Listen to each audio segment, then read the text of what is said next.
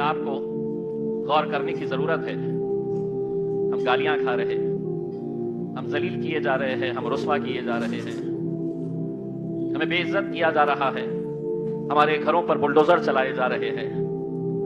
कैसी कैसी बातें हम हर रोज हमारे खिलाफ व्हाट्सएप, फेसबुक, इंस्टाग्राम के ऊपर हम देख रहे हैं। और हम क्या कर रहे हैं, तो उसी व्हाट्सएप पर, उसी फेसबुक पर, उसी इंस्टाग्राम के ऊपर हम अपनी नाराजगी का इजहार कर रहे हैं और बस बात वहीं खत्म हो जा रही है। इस जमहूरियत के अंदर आपको यह इख्तियार दिया गया है कि आप किसे सत्ता में बिठाना चाहिए, किसे हटाना चाहिए। यह आपके वोट की ताकत है। इतना सब कुछ होने के बावजूद भी हम कुछ नहीं कर पा रहे हैं, तो हम एक नहीं हो पा रहे हैं और यह हमारी सबसे बड़ी कमजोरी है। आज आप देख रहे हैं कि मेरे कायद बैरिस्टर असदुद्दीन अवैसी साहब बिहार की सड़कों पर सुबह से लेकर रात तक, रात से लेकर सुबह तक वो एक दीवाने की तरह एक जुनून लेकर बिहार में आपकी अपनी क़यादत खड़े करने के लिए कोशिश कर रहे हैं। कितनी सारी सीटें हैं, मजलिस कितनी सीटें मांग रही है। पिछले इलेक्शन में हमने 5 सीटें जीते।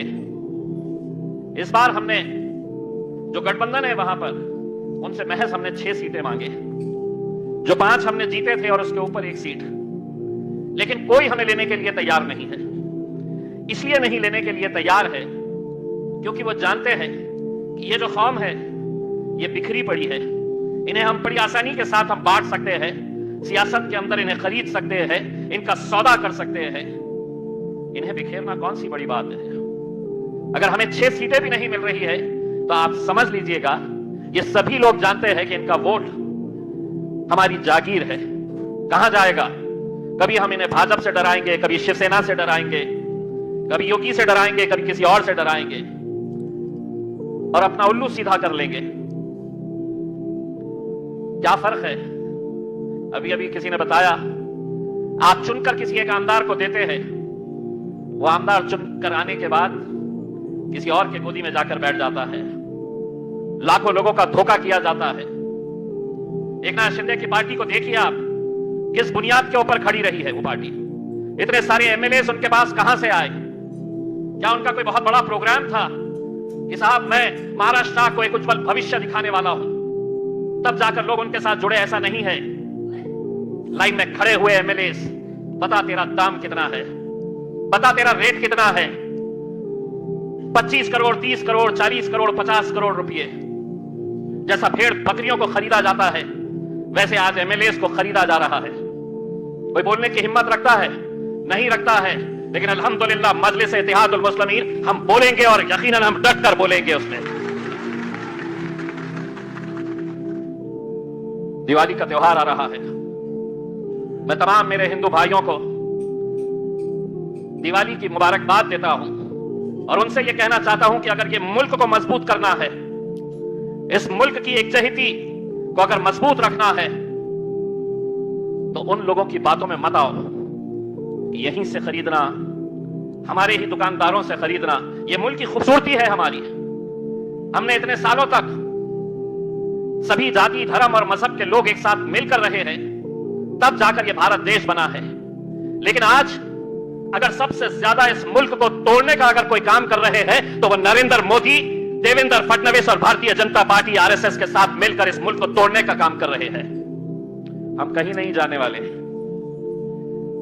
बार बार तुम्हारे लिए पाकिस्तान बनाया गया है, तुम वहां चले जाओ, तुम यहां क्यों है?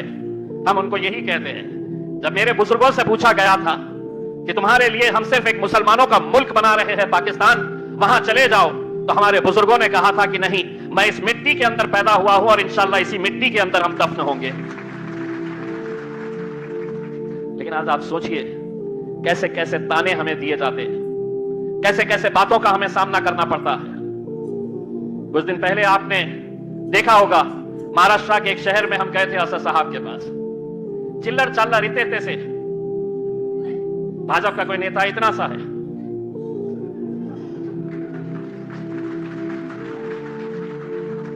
एक नया नया मार्केट में आया है जिसको मैंने चिकनी चमेली नाम दिया है। मतलब यह है कि आप बोलते रहो, जो बोलना है आप बोलते रहो, जिस दिन हम वहां पर गए तो वहां के एसपी साहब ने 3 पेज का हमको परमिशन देने का जो एक ऑर्डर दिया, 3 पेजेस थे उसमें।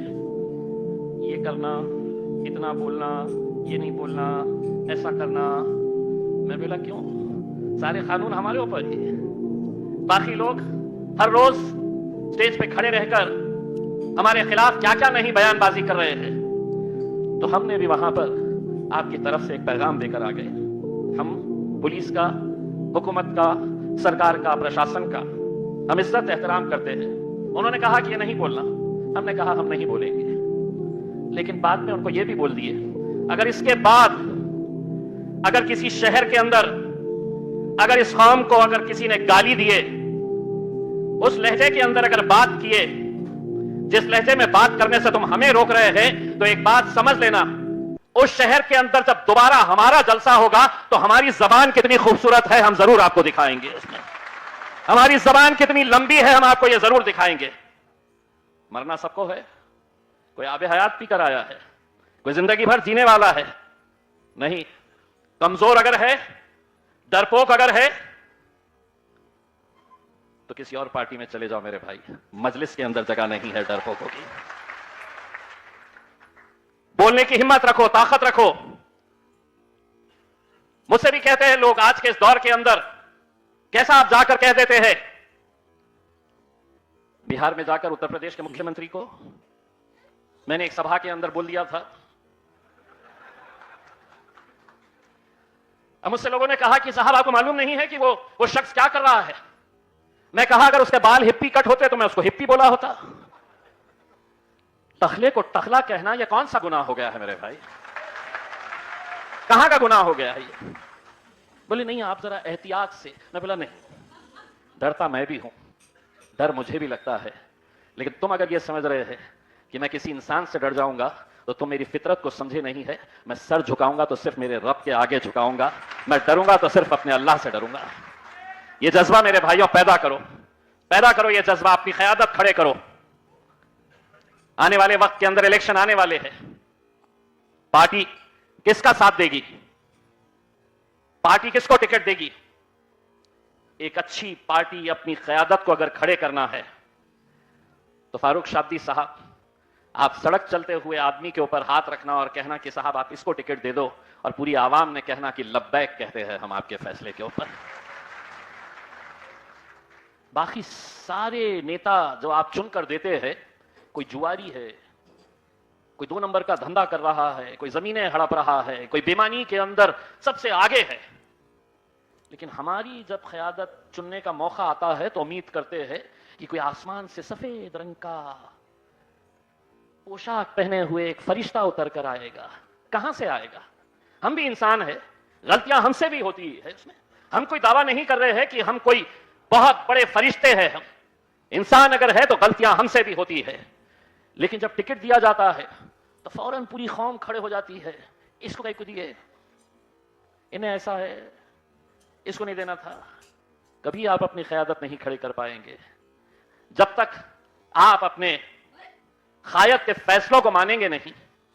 आप अपने आप का एक आमिर तैयार नहीं करेंगे, एक लीडर तैयार नहीं करेंगे, तब तक आप अपनी क़यादत नहीं खड़े कर सकते हैं। और आज वक्त की जरूरत चीख चीख कर आपको यह कह रही है, मिटा दीजिएगा अपने छोटे मोटे इख्तिलाफात को, खत्म कर दीजिएगा। अगर इस इलाके के अंदर, अगर इन कॉन्स्टिट्यूएंसी के अंदर अगर कोई इख्तिलाफ है, कोई किसी से नाराज है, कोई किसी से खफा है, इम्तियाज जलील सर झुकाकर आपसे माफी मांगने के लिए तैयार है, बस इसलिए कि मैं मजलिस को मजबूत करना चाहता हूं। मेरे भाई, मैं आपसे माफी मांगने के लिए तैयार हूं। किसी ना किसी को छोटा होना पड़ेगा, किसी ना किसी को आगे बढ़कर हाथ आगे बढ़ाना पड़ेगा, वरना हर कोई आज आपसे जो मिलता है वो पीठ में खंजर लेकर घूम रहा है, सामने से मुस्कुराता है, पीठ में खंजर लेकर घूमने का काम कर रहा है।